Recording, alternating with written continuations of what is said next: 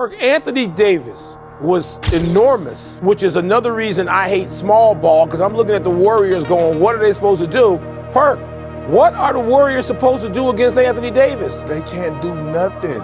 Nothing. What's the first thing you're going to do to try to limit the Anthony Davis damage? Nothing they can do about it. Looney is too slow of foot. Draymond's too little. Apparently, Draymond Green is too small for Anthony Davis, and the Warriors have zero chance of containing him. So I guess that means plays like this shouldn't happen. Now drives on Green. Green pokes it away.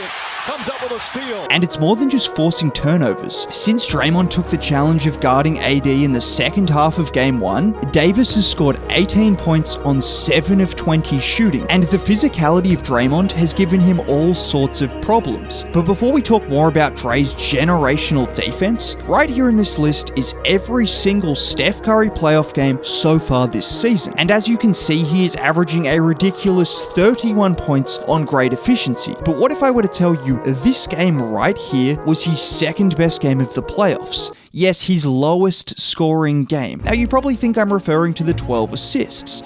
Well, yes, but it's more than just the assists. This was the Los Angeles Lakers game plan in Game 2. No, I mean, this was really their game plan. And as a result, the Warriors absolutely carved the Lakers defense apart because of Steph Curry's brilliance. Take this play for example. Steph brings the ball up the floor. He goes behind the back, not once, but twice to get rid of Reeves and AD. And so let me pause right here. 3 Lakers defenders are within arm's length of Steph, so he kicks it to JaMychal, drawing both Vando and Reeves with him before J-Mike kicks it to Wiggs for an open 3. Or in this play where Steph draws 2 defenders, throws a perfect pass to Dre, who takes one dribble, draws LeBron, and kicks it to JaMychal Green for 3. Wait, hold up. Why is JaMychal Green even in the game, let alone hitting threes? Well, prior to the game with the illness to Kevon Looney, Steve Kerr had a masterstroke, and he decided to start JaMychal Green. Through 8 playoff games, Green had played in 4 games, and had scored a total of 6 points on 28% from the field and 28% from 3. Yet in a must-win game, he finished with 15 points and knocked down 3 triples. But do you want to know why JaMychal Green's presence was really important? Watch this clip from Game 1. Loon has the ball at the 3-point line. Now look where AD is. He's hanging in the paint, so when Klay makes a backdoor cut, instead of being able to get to the rim, he's forced into a contested fadeaway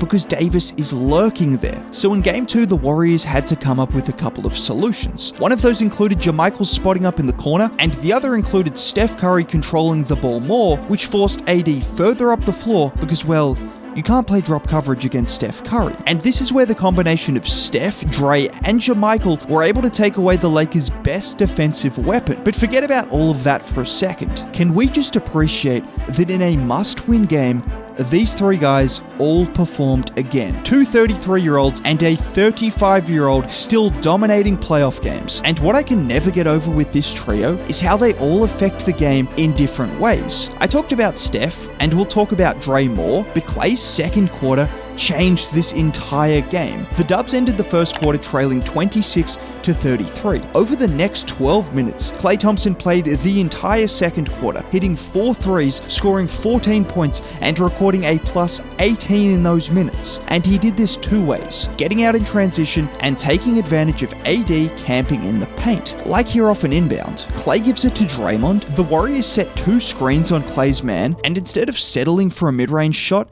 he goes behind the arc and knocks it down. Or in this play where Dre sets a screen out top, and Klay decides AD is being disrespectful giving him that much room, so he knocks it down. But my favorite and the most important 3 of the half was this shot. Thompson is open, fires up a 3, got it! That might just seem like an ordinary 3, well, for Klay Thompson at least, but just the play before, Steph Curry had gone to the bench in foul trouble, which we all know normally results in the Dubs offense falling apart, but Klay wasn't allowing that to happen this game, and this 3 was huge in keeping that lead for the rest of the quarter. Now, whilst Steph and Klay kept the offense together, it doesn't take a genius to figure out who kept the defense together again. But no one should really be surprised, because following AD's Game 1 performance, this is what Draymond said on his podcast. So you got to give him credit. He dominated on both sides of the floor, and that's on, myself to try to change that. Now, it's one thing to say you were going to change the next game, it's another thing to go out and absolutely dominate. I already showed you the clip of Dre picking AD's pocket, and his isolation defense makes him a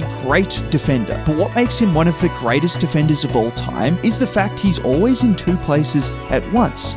This is what I mean. D'Lo blows straight past Klay on this possession. Dre has to then rotate over to block the drive. The moment D'Lo makes the pass, Dre is able to shift over and contest AD's shot perfectly without fouling. Or in this play where Davis sets a screen to get Dante behind D'Lo. And watch Dre here. Not only does he shift over to help, but he stabs at Russell to force him into passing. He then rotates over before the ball has even touched the ground. And once again, look at how well he contests this shot without fouling. Now, I saw a lot of people suggesting those were shots Davis usually makes, but it's easy to forget Dre not only has a 7'1" wingspan, but as I showed you, it's his ability to contest shots vertically without fouling that makes a huge difference. Also, don't think for a second that the Warriors wouldn't rather AD take contested mid-range shots and floaters as opposed to getting a free lane to the rim, which happened too often in Game 1. However, this wasn't the only major adjustment the Warriors made that changed the game. I'm not talking about Jermichael Green either. I mentioned Steph controlling the ball a little bit more, but that was really the difference.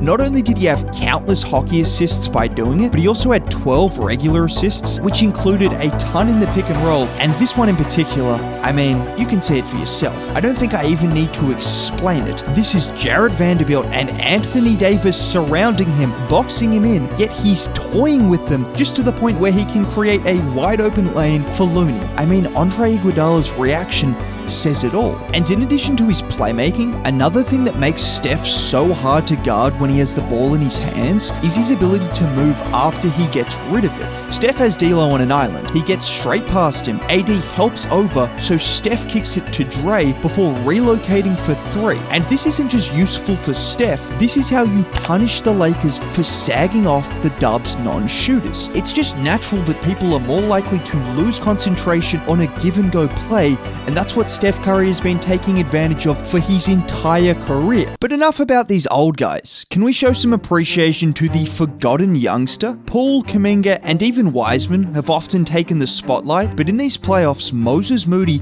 has been the one to step up. Over his last 4 playoff games, Moody has played 15 or more minutes in 3 of those games. He's been more of a weapon in the playoffs than he was in the regular season because he just makes the right plays. Sometimes that even includes cooking LeBron James with the shot clock expiring, or more frequently, it includes plays like this, where after Wiggs fails to get the tip, Moody wrestles for the offensive rebound before drawing a foul. And it's just the little things that he does that have been really nice for this team in spot minutes. Now, with all of this being said, if you did make it all the way to the end of the video, a like would be greatly appreciated. Subscribe to the channel for more. Have a great day. Bye.